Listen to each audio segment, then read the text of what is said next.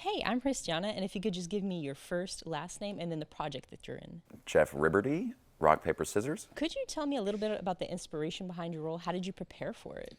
Oh, goodness. Well, it was years ago that we shot it, but going back to it, working with, first of all, Timothy Laurel Harrison, she was obviously a big part of, building these characters. And, it was interesting because I had, submitted my headshot a couple times to work on the project, and they were like, no, he's too leading man, and we need a guy who can craft something or, be a little softer for Missy's, kind of dominating personality, if you will. So I met them, and then I was like, I can do that. And so, just really working on, the softer side of Sam and making sure that bringing that dynamic between the two of us in order, to have the character arc, become what it needed to be. And I think it definitely got across well. Location-wise, where did you shoot it? And then were there any specific, moments that you had to overcome that you found challenging?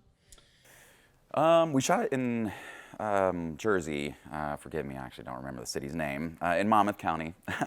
But as far as difficulties to overcome, the days were long, and it was in August, and cramped rooms, and a lot of sweat. Makeup person was always coming over, So, Yeah. but what really was the most difficult is, I wouldn't say it was difficult, but the challenge was maintaining those characters who had gone through something so difficult and so traumatic, and carrying that through an entire film script, and it was my first feature film, so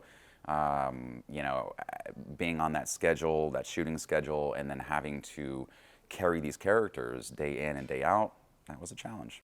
And it looks like you definitely overcame that challenge. Is there anyone you want to thank in particular for supporting you on this? Of course, the entire cast and crew, and Doug, he's such a great guy. What's up, my man? Doug and Josh, there are our writers, producers, wore many hats. Corey, the cinematographer, great guy, genius when it comes to all of it. So, but everybody, that was a part of it. A lot of the high school kids, they came in and helped out, and so it was just a fantastic shoot the entire way. Anything else in the pipeline for you? Actually, yes. I have just started with the American Dream TV as a host. So thank you. I live here in Austin now, and I do real estate, but now I'll be joining the American Dream TV as a host, just showcasing the community, businesses, leaders, voices that need to be amplified, all part of a 30-minute episode. There's 5 segments in each episode, and I'll be one of the hosts in each episode.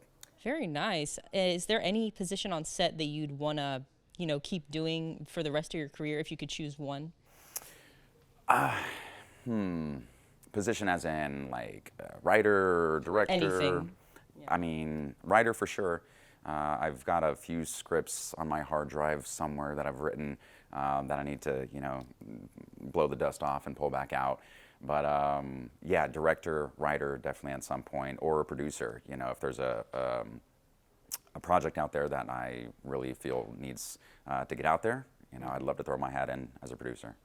Awesome. Well, is there anything you'd like to say to Grayson and Ryan at the festival? Yes, thank you. This is awesome. Doug told me a couple weeks ago or so, maybe a month ago, that it was going to be screening here in Austin, and I'm like, great, amazing. Finally, I get to show my friends and family in the area. And so, Grayson, thank you so much to the entire staff that you have here. Really appreciate it. It's a beautiful venue, and yeah, really appreciate that. And finally, if you could just look into the lens for us and say, I came here and I regret nothing. I came here and I regret nothing.